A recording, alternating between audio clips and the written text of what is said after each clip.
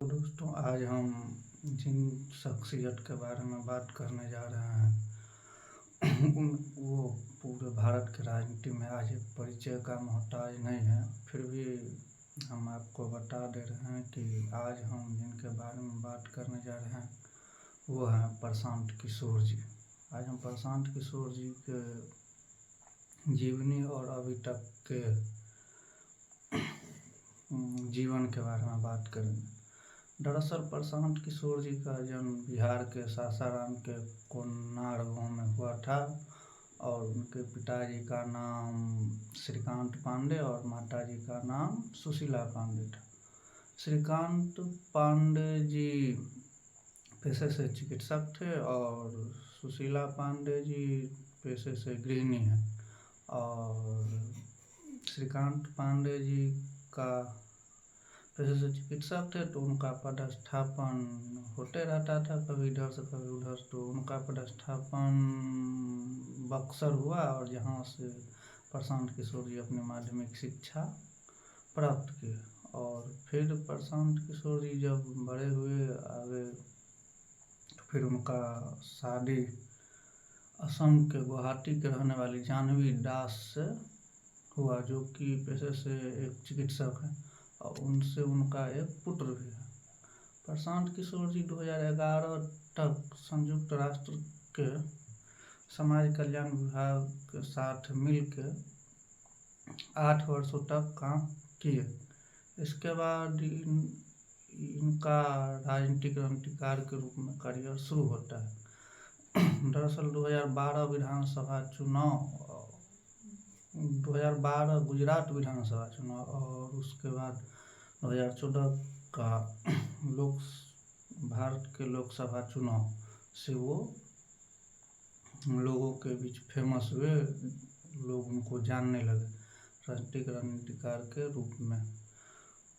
दरअसल उन्होंने 2012 के गुजरात विधानसभा चुनाव में बीजेपी के लिए रणनीतिकार की भूमिका निभाई और बीजेपी को एक अच्छा खासा जीत दिलाया। उसके बाद 2014 लोकसभा चुनाव में उन्होंने बीजेपी के लिए बशर्ते एक मीडिया कंपनी बनाई अपने दोस्तों के साथ मिलकर, अपने सहभागियों के साथ मिलकर, और उनके लिए मीडिया में एक तरह से प्रोग्राम का साइट बनाया जिसे चाय पे चर्चा बोलते हैं, 3D रैलियाँ बोलते हैं, रन फॉर यूनिटी इत्यादि तरह तरह के मतलब बनाए। और इस तरह से वो बहुत ही महत्वपूर्ण भूमिका निभाए और लोकसभा चुनाव में बीजेपी को अहम जीत दिलवाई।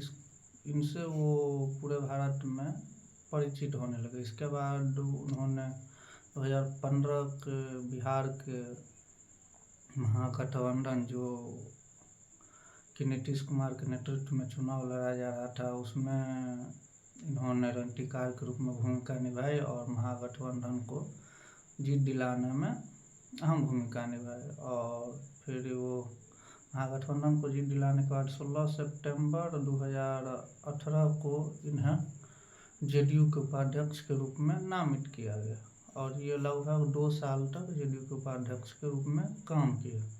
फिर उन्होंने कांग्रेस ने इन्हें अपने 2017 के उत्तर प्रदेश विधानसभा के रणनीतिकार के रूप में चुना और ये कांग्रेस के लिए उत्तर प्रदेश विधानसभा चुनाव में रणनीतिकार के रूप में काम किए, लेकिन वहाँ पे भाजपा 300+ सीट लाने में कामयाब है और कांग्रेस को हार मिली। और ये प्रशांत किशोर के लिए भी एक पहला असफल रणनीतिक प्रयोग था, रणनीतिकार के रूप में था और अंतिम था।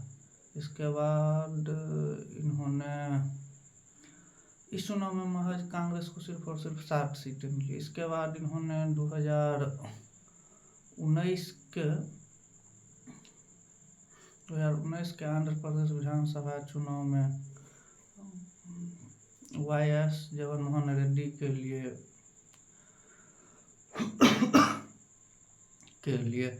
रणनीतिकार के रूप में काम किया। इसके बाद 2019 में ही बंगाल के चुनाव के लिए काम किया ममता बनर्जी के लिए। फिर 2020 में दिल्ली विधानसभा में अरविंद केजरीवाल के लिए टीकार के रूप में काम किया।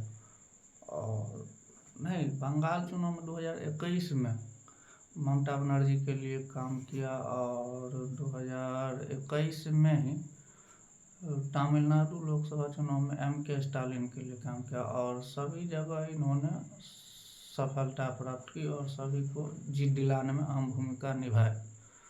और फिर इन्होंने उसके बाद घोषणा की कि अब हम एक ट्विटर के जरिए कि अब हम रंगटीकार के रूप में नहीं करना चाहते हैं काम, अब जीवन में कुछ और भी करना है। तो फिर इन्होंने ब्रेक ले लिया। फिर एक साल बाद 18 मई 2022 को इन्होंने घोषणा की कि हम राजनीतिक चुनाव लड़ेंगे और एक अपने पार्टी का गठन करेंगे। तो फिर इन्होंने अपने पार्टी के गठन के लिए, उनका बेस मजबूत करने के लिए इन्होंने घोषणा की कि हम पहले पूरे बिहार में पैदल मार्च यात्रा करेंगे।